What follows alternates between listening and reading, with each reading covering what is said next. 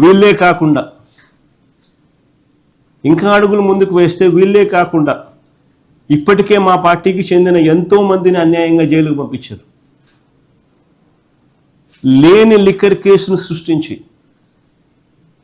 చంద్రబాబు నాయుడు అనే వ్యక్తి బెయిల్ మీద ఉన్నాడు లిక్కర్ కేసులో. ఆ కేసును నీరు గార్చేందుకు తన పాలసీ వల్ల తాను రాష్ట్రం నాశనం అయిపోయి తాను లూటీ చేసినాడు అనేది ఏదైతే తన మీద కేసు ఉందో ఆ కేసును నీరు గార్చేందుకు మధ్యలో ఉన్న మా గవర్నమెంట్ పాలసీని తప్పుగా చూపించేందుకు చంద్రబాబు నాయుడు తాపత్రయపడతా ఉన్నాడు.